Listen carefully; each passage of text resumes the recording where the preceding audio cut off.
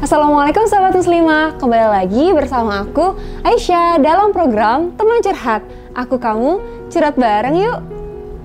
Di video kali ini kita akan membahas mengenai sabar. Tapi sebelum itu jangan lupa klik tombol like, komen, dan subscribe channel ini. Oke, di video kali ini kita akan membahas mengenai sabar. Rasanya sabar itu udah jadi makanan sehari-hari ya sahabat muslimah. Oke, kira-kira apa sih sharing dari sahabat muslimah melalui MDC kali ini? Langsung aja kita simak ke curhatan pertama. Tahun ini emang benar-benar tahun kehilangan buat saya. Pertama, karena pandemi ini saya kehilangan pekerjaan. Kedua, saya kehilangan calon tunangan saya.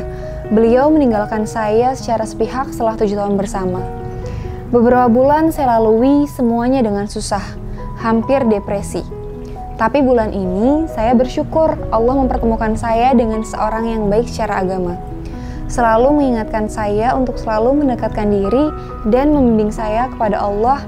Dan untuk pekerjaan, saya alhamdulillah sekarang sudah mulai mengajar privat kembali. Masya Allah, alhamdulillah sahabat muslimah satu ini sudah menemukan titik terangnya dan buah hasil dari sabarnya. Memang kadang tuh Allah menegur kita dengan cara-cara yang tidak terduga. Apa yang kita anggap baik ternyata belum tentu baik yang terbaik untuk kita. Nah, sama kayak aku dulu pun juga aku pernah merasakan yang namanya berhenti kerja, terus tapi setelah itu Allah gantikan ke pekerjaan yang lebih baik. Makanya kadang aku tuh mikir kira-kira surprise apa ya yang mau Allah kasih dari ujian-ujian dalam hidup ini gitu. Jadi kita harus bersabar dan juga bersyukur atas ujian maupun kesenangan yang kita terima. Gitu. Jadi tetap semangat ya sahabat muslimah. Kita lanjut ke curhatan kedua.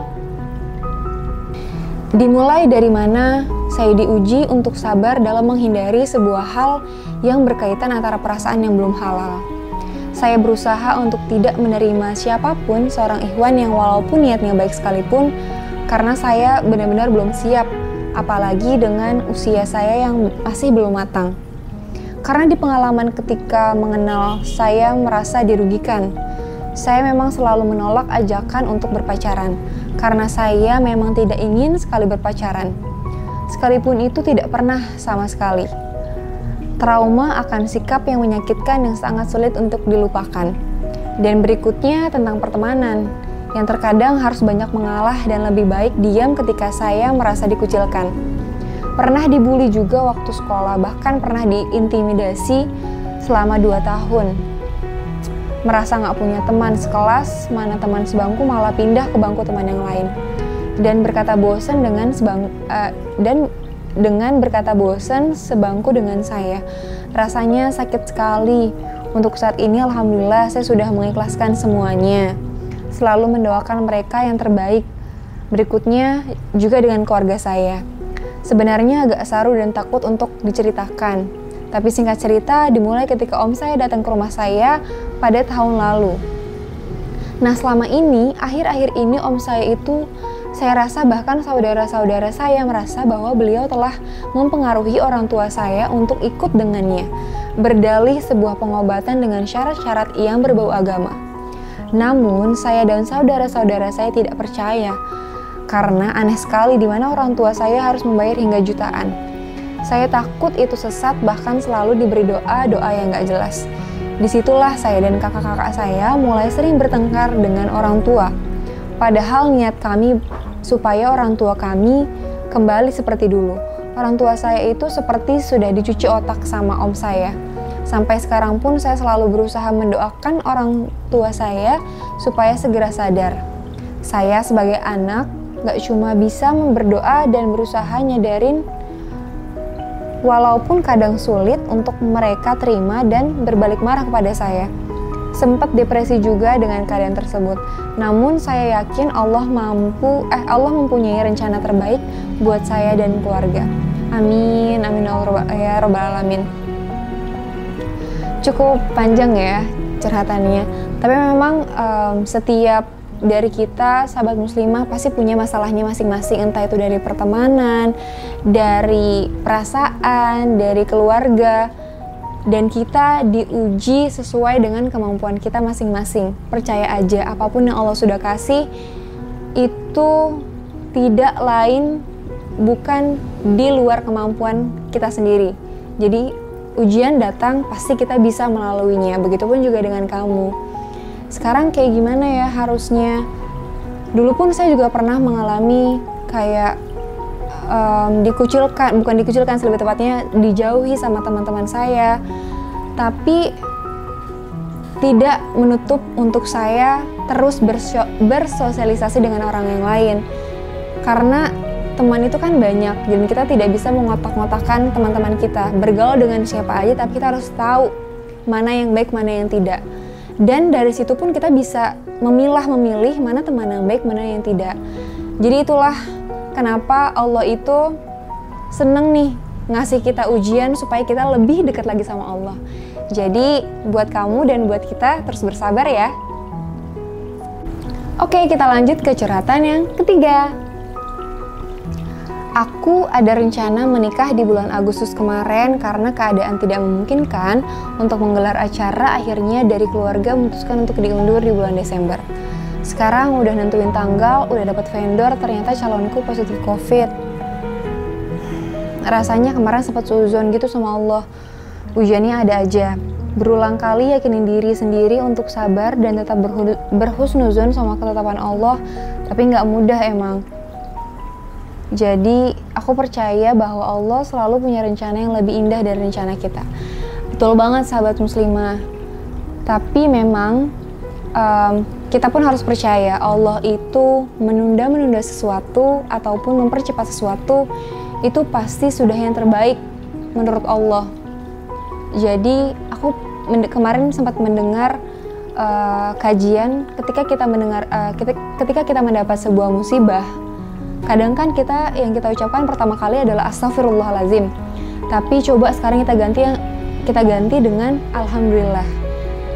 Alhamdulillah kadang kita pakai ketika kita senang mendengar sesuatu ataupun mendapatkan sesuatu. Tapi kenapa ketika kita mendapatkan suatu musibah ataupun suatu hal-hal yang buruk di telinga kita, kenapa kita nggak alhamdulillah?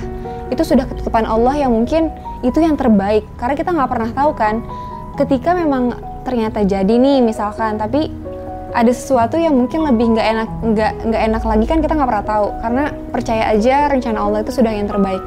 Dulu pun aku pun pernah saat mulai menyusun pernikahan, memang itu ujiannya ada aja. Tapi percaya aja itu adalah salah satu mungkin ujian sebelum pernikahan untuk menguatkan kamu sama pasangan kamu, mungkin untuk lebih sama-sama mendekatkan diri sama Allah supaya nanti pernikahan kalian bisa menjadi pernikahan yang sakinah mawaddah warahmah. Oke, tetap terus berhusnuzon sama Allah, jangan suuzon atau malah benci sama Allah, tapi seharusnya dengan adanya ini kita semakin mendekatkan diri dan cinta sama Allah.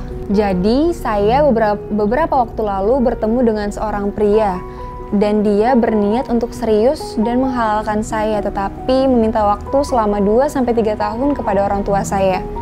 Tapi entah kenapa semakin kesini bukan yakin tapi malah makin ragu. Akhirnya saya putuskan untuk tidak berharap lebih dan saya patah hati untuk kesekian kalinya. Dan dari situ selama saya menyendiri, saya jadi paham sama karakter diri saya. Oh ternyata saya tuh sedikit keras kepala. Mungkin alasan saya dijauhkan dari cinta yang belum halal adalah Allah ingin saya mengenali diri saya sendiri, mencintai keluarga saya, sebelum akhirnya saya dipertemukan oleh seorang yang terbaik yang Allah anugerahkan kepada saya. Nah betul banget muslimah. Kadang tuh ya kita tuh lupa lebih cinta sama makhluk Allah, tapi kurang cintanya sama pencipta makhluk Allah. Kadang kita lebih mengutamakan rasa cinta terhadap dunia, rasa cinta terhadap sesama lawan jenis yang mungkin belum halal, tapi kita kurang cintanya sama Allah. Nah mungkin dari situ Allah tuh pengen negur kamu ataupun lebih menyadarkan kita bahwa ini ada Allah loh di sini. Ayo sini, datang ke saya, cintai saya. Jadi ketika kita sudah mendekatkan diri sama Allah, insya Allah nanti Allah yang akan mendekatkan kamu sama pilihan yang Allah telah pilih itu yang terbaik. Semoga dengan adanya kejadian ini kita bisa sama-sama belajar, lebih mengintrospeksi diri dan terus bermuhasabah diri untuk mendekatkan diri sama Allah. Tetap semangat ya sahabat muslimah. Kita lanjut ke curhatan yang kelima. Pengalamanku sabar menghadapi anak-anak pondok yang demam K-pop dan anak-anak yang tidak menghargai seorang guru, bahkan dijelek-jelekin, dicuekin di belakang. Padahal selama beberapa tahun anak-anak dibina dengan ketulusan hati. Kenapa ujungnya mereka membuat hati kecewa? Rasanya emang sakit, sesak dada rasanya. Belum lagi menghadapi wali murid yang mendukung anaknya salah. Belum lagi masalah ngajar dan lain-lain. Tapi aku yakin Allah memberikan yang terbaik untuk aku. Dan intinya ada memohon pertolongan Allah dengan sholat dan sabar. Dari dia kita bisa ambil positifnya nih. Mungkin kita harus lebih bersyukur lagi dengan orang-orang yang membicarakan di belakang, atau dengan mereka yang berbeda pendapat dengan kita, tapi mungkin itu caranya Allah untuk ngingetin kita, oh mungkin aku ada sikap atau sifat yang kurang mengenakan ya untuk orang lain, atau mungkin aku membuat kesalahan yang tanpa aku sadari yang balik lagi untuk kita gitu. Positifnya, oh oke, kita harus introspeksi diri, merubah kita menjadi versi yang lebih baik lagi. Terus juga ketika kita kecewa sama orang lain, ya udah yuk mulai dari sekarang kayaknya memang apapun yang kita lakukan ke orang lain maupun untuk diri kita sendiri, niatkan semua mencari ridho Allah deh. Aku juga pernah ketika kita mengharapkan feedback misalkan dari orang lain, kayaknya aku tuh sudah baik banget ya sama teman aku, tapi kenapa ya feedbacknya kok dia malah nggak enakin banget ya sikapnya ke kita, atau malah jahat. Ya semata-mata karena memang Allah tuh kayak ngingetin kita, ayo kamu ngelakuin ini ikhlas atau enggak, kamu ngelakuin ini untuk mendapat ridhonya siapa, untuk mendapat perhatiannya siapa. Nah itu tuh aku jadi kayak ketampar banget, kayak ya Allah selama ini mungkin aku mikirnya masih kayak duniawi, manusia, padahal yang terpenting dalam hidup kita adalah mengharapkan ridho siapa? Ridho Allah. Jadi yuk mulai sekarang kita niatkan apapun yang kita lakukan, semua yang terjadi di hidup kita, senang, sedih, duka, suka, untuk Allah, karena Allah, dan semata-mata itu semua sudah yang terbaik Allah tetapkan untuk kita. Jadi banyak-banyak bersabar, bersyukur, dan berdoa. Insya Allah hidup kita akan bahagia walaupun banyak sekali cobaan yang Allah kasih. Karena cobaan yang Allah kasih itu semata-mata karena Allah sayang sama kita. Karena Allah tahu kita bisa melalui semua cobaan yang Allah kasih, semua musibah yang Allah kasih. Kita tuh salah satu manusia pilihan Allah yang menurut Allah tuh kita kuat untuk melalui ini semua. Jadi sahabat muslimah, mulai sekarang yuk kita bangun, kita bangkit, don't give up, senyum, berkaca, bilang sama diri sendiri, sabar, bersyukur, yuk kita bisa bangkit dari semua masalah-masalah yang ada. Oke sahabat muslimah, mungkin cukup sampai di sini dulu curhatan bareng sahabat muslimah dengan tema sabar kali ini. Semoga bermanfaat. Apabila ada kata-kata yang kurang mengenakan, mohon maaf, kita di sini sama-sama, tidak ada, bukan bermaksud menggurui atau apapun. Di sini pun aku mengambil banyak pelajaran dari sahabat-sahabat muslimah yang keren-keren banget. Sabarnya, bersyukurnya, banyak banget yang aku pelajarin dari kalian. Jadi tonton terus Teman Curhat dan saksikan episode Teman Curhat yang selanjutnya. Sampai jumpa. Sebelum itu, tunggu dulu. Jangan lupa klik tombol like, komen, dan subscribe. Dan buat kalian yang mau gabung untuk curhat bareng kita melalui Muslimah Daily Community, bisa banget langsung klik di tombol description box di bawah ini. Akhir kata, wassalamualaikum warahmatullahi wabarakatuh.